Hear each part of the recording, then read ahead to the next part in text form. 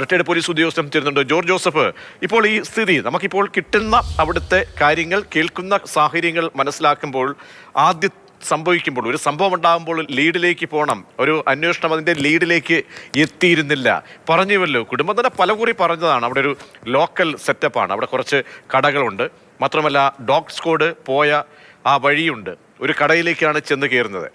ആ പാർക്കിംഗ് സ്ഥലത്ത് നിന്നും ഈ സംഭവം നടന്ന ഉടൻ 8-9 വാഹനങ്ങൾ പെട്ടെന്ന് അവിടെ നിന്നും പോവുകയാണ്, സ്റ്റാർട്ട് ചെയ്ത് പോവുകയാണ്.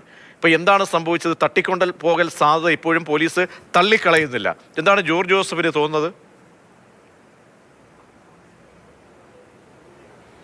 അല്ല, ഇത് നമ്മളിത് വാച്ച് ചെയ്തുകൊണ്ടിരിക്കുകയായിരുന്നു. കാരണം അവർ ഇതുവരെ പറഞ്ഞിരിക്കുന്നത് വെച്ച് നോക്കിക്കഴിഞ്ഞാൽ മാണിക്യധാര വ്യൂ പോയിൻറ്റിൻ്റെ താഴെയാണ് ഈ കുട്ടി ഇപ്പം കിടക്കുന്നത്, 1500 അടി താഴെ. ആ ഭാഗത്തേക്ക് കുട്ടി വരാനുള്ള സാധ്യതയില്ല. നേരത്തെ അവിടെ കാഷ്വലായിട്ടൊരു അവർ നേരത്തെ കുട്ടിയെ കാണാതെ പോയെന്ന സന്ദർഭത്തിൽ തന്നെ അവിടേക്ക് ഒരു പരിശോധന എല്ലാവരും നടത്തിയതാണ്. അവിടെയാണ് ഇപ്പം സംശയം വന്നിരിക്കുന്നത്. കാരണം ഇപ്പോൾ ഏകദേശം ഈ കുട്ടിയുടെ മൃതദേഹത്തിന് ആ വീണ അന്നത്തെ ആ ചൊവ്വാഴ്ച ഒരു 5:30 വീണിട്ടുണ്ടെങ്കിൽ ഇപ്പോൾ ഏകദേശം ഒരു 70 മണിക്കൂറിൻ്റെ പഴക്കം ഉണ്ടാകണം. അപ്പം അത് പോസ്റ്റ്മോർട്ടം കഴിഞ്ഞാലേ നമുക്ക് അതിൻ്റെ കൃത്യത അറിയാനൊക്കെ ഉള്ളൂ. കുട്ടിക്ക് എന്തെങ്കിലും അപകടം സംഭവിച്ചിരിക്കാനുള്ള സാധ്യത കൂടുതലായിട്ട് എനിക്ക് തോന്നുന്നുണ്ട്. കാരണം ആ കുട്ടിയുടെ കൂടെ മറ്റ് 2 കുട്ടികൾ, അവരുടെ കസിൻസ്, അവർ സെൽഫി എടുത്തു, അതൊക്കെ കണ്ടു. അവരുടെ ഒരു കാർ പാർക്കിംഗ് ഏരിയ ഉണ്ട്, അവിടെ വിട്ട് ഈ ഭാഗത്തേക്ക് കുട്ടി പോകേണ്ട ഒരു ആവശ്യമില്ല.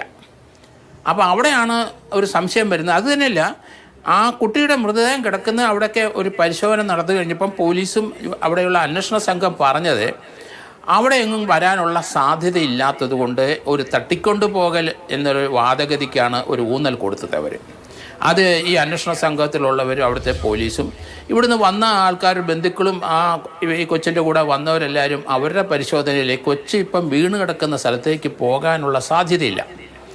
അപ്പോൾ അതിനകത്ത് നമുക്ക് ഇനി പോസ്റ്റ്മോർട്ടത്തിൽ മാത്രമേ അറിയാനൊക്കെ ഉള്ളൂ. കാരണം അത് വേറൊരു സംശയം പറയുന്നില്ല, കുട്ടിയുടെ മൃതദേഹത്തിന് ഏകദേശം 70 മണിക്കൂറിൻ്റെ പഴക്കം വരണം. ശ്രീ ജോർജ് ജോസഫ്, ടെറൈൻ വളരെ പ്രധാനപ്പെട്ടതാണ്. അവിടെ വേലികൾ ഉണ്ട്, പലയിടങ്ങളിലും വ്യൂ പോയിന്റുമായിട്ട് ബന്ധപ്പെട്ടൊക്കെ ഉണ്ട്.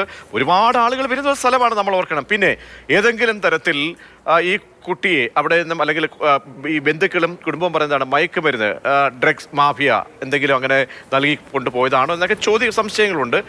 പക്ഷേ ഇങ്ങനെ പെട്ടെന്ന് ഇങ്ങനെ വീഴുകയാണെങ്കിൽ നമുക്കിപ്പോൾ എല്ലാ അനുമാനങ്ങൾ മാത്രമേ ഉള്ളൂ. അതിന് ജോർജ് ജോസഫ് പറഞ്ഞതുപോലെ തന്നെ ഇതൊരു ഏതെങ്കിലും തരത്തിൽ ഒരു ദുരൂഹത ഉണ്ടെങ്കിൽ പോസ്റ്റ്മോർട്ടം റിപ്പോർട്ടിൽ തെളിയുമല്ലോ. കാരണം ഈ മയക്കുമരുന്ന് സാന്നിധ്യമുണ്ടോ, ശരീരത്തിൽ ഉണ്ടോ, അല്ലെങ്കിൽ ബലപ്രയോഗം നടന്നെങ്കിൽ പോസ്റ്റ്മോർട്ടത്തിൽ ലഭ്യമാകുമല്ലോ. ശാസ്ത്രീയമായിട്ടുള്ള പോസ്റ്റ്മോർട്ടം റിപ്പോർട്ട്, പ്രാഥമിക പോസ്റ്റ്മോർട്ടം റിപ്പോർട്ട്, ഇതൊക്കെ വളരെ പ്രധാനപ്പെട്ടതല്ലേ. അപ്പോൾ നമ്മൾ ഈ സമയത്ത് ഈ ഘട്ടത്തിൽ ഉന്നയിക്കുന്ന ചോദ്യങ്ങൾക്ക് ഉത്തരം അധിക കാലതാമസം എടുക്കാതെ ലഭ്യമാവും എന്നാണോ? മാത്രമല്ല CCTVകൾ വളരെ പ്രധാനപ്പെട്ടതാണ്. ഇതിൻ്റെയൊക്കെ ചുറ്റും ഏകദേശമൊക്കെ ഇതിപ്പോൾ താൽക്കാലിക കടകളൊക്കെയാണെന്ന് പറയുന്നു. ഈ കടകളുമായിട്ട് ബന്ധപ്പെട്ട് നേരത്തെ താങ്കളും കേട്ട് കാണും, അവിടെ ടിക്കറ്റ് കൊടുക്കുന്ന കൗണ്ടറിലിരിക്കുന്ന ആൾ, അവരെ പോലും ദുരൂഹതയോടെ നോക്കിക്കാണാണ് ഈ കുടുംബം ഈ തൽക്കാലം ഈ സമയത്ത് അവർ കാണുന്നത്. അപ്പോൾ ഇവരെയൊക്കെ ആദ്യമേ ചോദ്യം ചെയ്യാമായിരുന്നു. അപ്പോൾ അങ്ങനെ വിട്ടുപോയിട്ടുള്ള പല ലീഡുമുണ്ടോ? അതൊക്കെ സർവ്വസാധാരണ. അവിടങ്ങളിൽ ഈ പറയുന്ന നമ്മുടെ കേരള പോലീസ് അന്വേഷിക്കുന്ന പോലെ ഒരു എഫക്റ്റീവായ അന്വേഷണം അവിടെ നമുക്കറിയാമല്ലോ. ചിക്കമംഗളൂരിനടുത്ത് മറ്റേ ആ അമ്പലത്തിലെ അവിടുത്തെ ആൾക്കാരെ കൊന്ന് റേപ്പ് ചെയ്ത് കുഴിച്ചിട്ടെന്നൊക്കെ പറഞ്ഞുള്ള വളരെ വിവാദമായ കാര്യങ്ങൾ എത്രയോ ദിവസം നമ്മൾ ചർച്ച ചെയ്തതാണ്.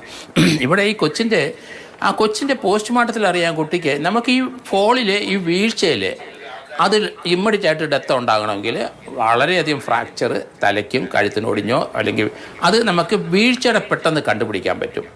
അതേസമയത്ത് ആ മൃതദേഹത്തിൽ ഏതെങ്കിലും രീതിയിലുള്ള പീഡനത്തിൻ്റെ ലക്ഷണമുണ്ടോ, മൃതദേഹത്തിൻ്റെ പഴക്കം അത് 70 മണിക്കൂറെങ്കിലും പഴക്കം വരണം. ആ വീഴ്ച നടന്ന അപ്പന് ശേഷം ഇന്ന് വരെ നമ്മൾ ഈ സംസാരിക്കുന്ന സമയം വരെ മൃതദേഹം ഇതുവരെ അവിടുന്ന് എടുത്തിട്ടില്ല. അപ്പോൾ എങ്ങനെയായാലും ഒരു 70 മണിക്കൂർ 72 മണിക്കൂറിൻ്റെ പഴക്കം മൃതദേഹത്തിന് ഉണ്ടാകണം.